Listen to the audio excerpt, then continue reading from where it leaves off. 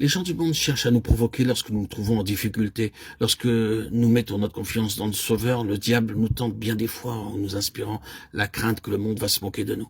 Ils disent peut-être, oh, vous parlez maintenant de votre Sauveur. Nous allons bien voir s'il peut vous venir en aide. Beaucoup d'âmes ont perdu la foi et la joie après avoir été ridiculisées par des gens du monde. Et cependant, nous savons bien, par la parole de Dieu, que l'ennemi se présentera comme un fleuve pour nous séduire et nous tenter. Mais notre roi dit, ne lui réponds pas. Voilà notre arme. Ésaïe 36, 21. Vous ne le répondrez pas. Ah, nous n'avons pas besoin des armes du monde pour vaincre l'ennemi. Beaucoup de gens sont séduits en essayant de vaincre le diable avec des armes charnelles, car les armes avec lesquelles nous combattons ne sont pas charnelles, mais elles sont puissantes par la vertu de Dieu pour renverser des forteresses. 2 Corinthiens 10, 4. Au lieu d'utiliser des armes charnelles, attendons-nous au Seigneur et recevons de lui la réponse. Souvenez-vous de la façon dont Israël a vaincu Jéricho du temps de Josué. Josué 6, 1 à 6. Les murailles de Jéricho étaient hautes et fortes et eurent peur en les voyant, car l'ennemi était bien trop fort pour eux, en armes et en puissance militaire. Mais Dieu leur avait dit clairement qu'ils pouvaient vaincre l'ennemi avec l'arme qu'il allait leur donner. Ils n'avaient qu'à écouter les instructions et obéir. Le Seigneur leur a simplement demandé de faire le tour des murs de Jéricho sans prêter attention aux hommes qui se moquaient d'eux. Le 7e jour, ils devaient sonner les trompettes et pousser des cris. Ils auraient pu dire, oh, comment des murailles peuvent-elles bien s'écrouler au seul éclat de nos voix? C'est un mystère. Mais en obéissant simplement au Seigneur, les murs s'écroulèrent. Lors de tremblements de terre, les pierres tombent tantôt à droite, tantôt à gauche. Je me rappelle un tremblement de terre à Quetta. Beaucoup de maisons et de murs s'écroulèrent. Et partout des tas de décombres qui rendaient la marche difficile. Mais l'Écriture dit cependant qu'à Jéricho, les murs tombèrent à plat, de telle sorte qu'ils purent facilement les enjamber. Le Seigneur nous dit ici, n'employez pas des armes du monde pour vaincre le diable. Ce n'est qu'en écoutant la voix de Dieu à genoux qu'il vous dira ce que vous devez faire et que vous serez rendu capable de vaincre journellement l'ennemi. Peu importe la façon dont l'ennemi se présentera contre vous, priez avec foi et dites, « Oh Seigneur, je dépends de ta force, de ta victoire.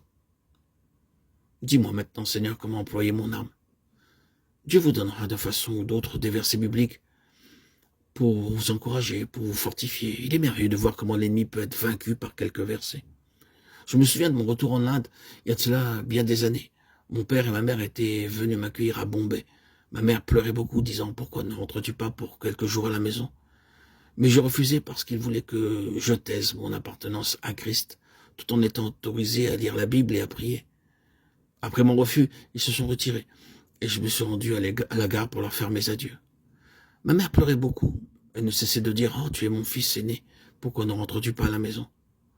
J'ai eu un moment de réflexion et la tentation d'aller avec eux fut très forte. Je pensais, oh, après tout, c'est ma mère.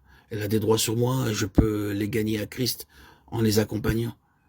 C'est ainsi que le diable nous séduit par des larmes. Je me trouvais sur le point de dire, oh, très bien, je viens avec vous, lorsque j'entendis une voix douce et légère me dire, quiconque met la main à la charrue et regarde en arrière n'est pas propre au royaume de Dieu. Et ce verset m'a sauvé de ce qui était une grande tentation. Je dis alors encore à ma mère, je regrette, mais je ne peux pas venir. Je dois donner la première place au Seigneur Jésus-Christ. Il est mon Créateur et mon Sauveur. Plus tard, le Seigneur s'est mis à œuvrer dans toute ma famille à cause de mon obéissance. Vous remarquerez qu'en passant par des tentations sérieuses, le Seigneur parle tantôt par un petit verset qui vous revient à la mémoire, tantôt au cours de votre lecture biblique. Prenez garde, le diable peut vous séduire en vous amenant à employer des armes terrestres. Maintenez votre paix, car seule la paix peut vaincre le diable. Ici se termine le témoignage de frère Baksing. Le Dieu de paix écrasera bientôt Satan sous vos pieds. Romains 16, 20. Frères et sœurs en Christ, bien-aimés, chers amis, nous recevons la paix intérieure en entendant la voix de Dieu et nous pouvons vaincre l'ennemi lorsqu'il nous assaille comme un fleuve, un lion rugissant ou un ange de lumière. Que le témoignage de frère Baksing ici, que son expérience vécue puisse être pour nous un enseignement,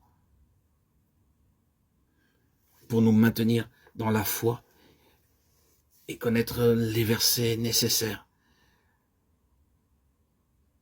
pour affronter ce monstre cruel et sans pitié qu'est le diable.